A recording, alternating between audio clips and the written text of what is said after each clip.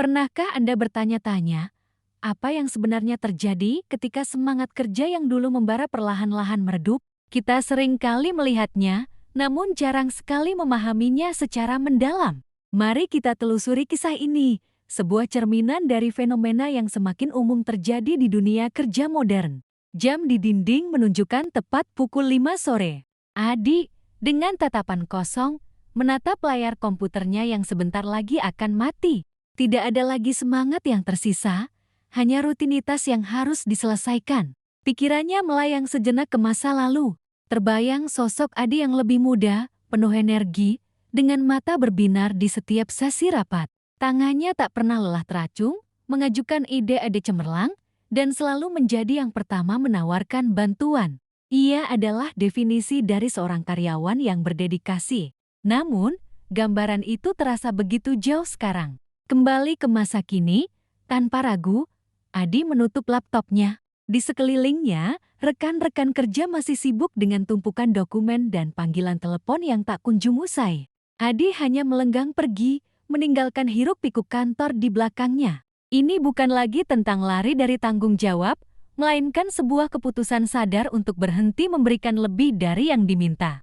Lalu, mengapa seseorang yang dulu begitu bersemangat bisa sampai pada titik ini? Jawabannya sering kali tersembunyi di antara tumpukan ekspektasi dan minimnya apresiasi. Beberapa waktu lalu, Adi baru saja menyelesaikan sebuah proyek besar yang menyita waktu dan energinya selama berbulan-bulan.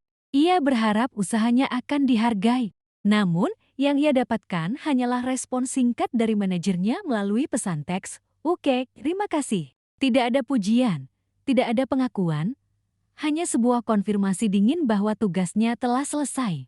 Rasa kecewa itu menjadi benih pertama. Benih itu kemudian disirami oleh beban kerja yang tidak manusiawi.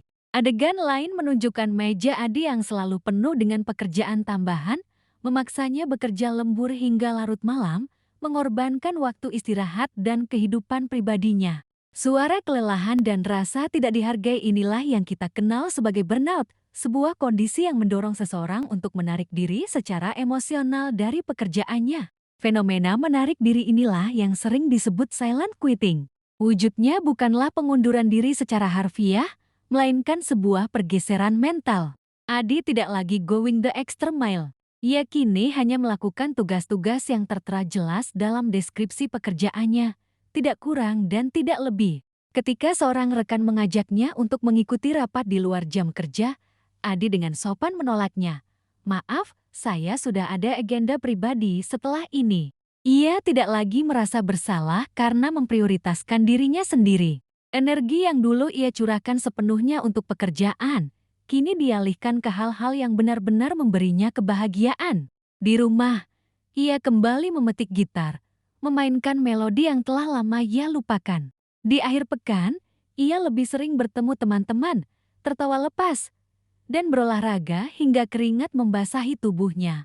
Di luar tembok kantor, Adi menemukan kembali versi dirinya yang lebih hidup dan bahagia. Ia menyadari bahwa identitasnya tidak hanya ditentukan oleh jabatannya. Pada akhirnya, penting untuk kita pahami bersama bahwa silent quitting bukanlah tentang kemalasan atau kurangnya komitmen. Ini adalah sebuah alarm, sebuah tanda bahwa ada sesuatu yang salah dalam sistem. Ini adalah bentuk perlawanan sunyi terhadap budaya kerja yang toksik, yang menuntut pengorbanan tanpa batas namun lupa memberikan penghargaan yang setimpal. Ini adalah cara seseorang untuk menetapkan batasan yang sehat demi menjaga kewarasan dan kesehatan mental mereka. Ketika kita melihat Adi berjalan pulang dengan senyum tipis di wajahnya, menikmati hangatnya sinar matahari terbenam, kita tidak melihat seorang pecundang. Kita melihat seseorang yang telah berhasil merebut kembali kendali atas hidupnya. Fenomena ini seharusnya menjadi refleksi mendalam, terutama bagi para pemimpin dan perusahaan.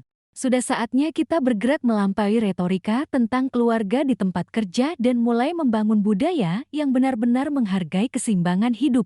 Sudah saatnya kita menciptakan lingkungan di mana setiap kontribusi dihargai, beban kerja dikelola dengan bijak, dan karyawan merasa aman untuk menjadi manusia seutuhnya, bukan hanya sekadar sumber daya. Karena pada akhirnya, karyawan yang bahagia dan seimbang adalah aset terbesar yang bisa dimiliki oleh perusahaan manapun.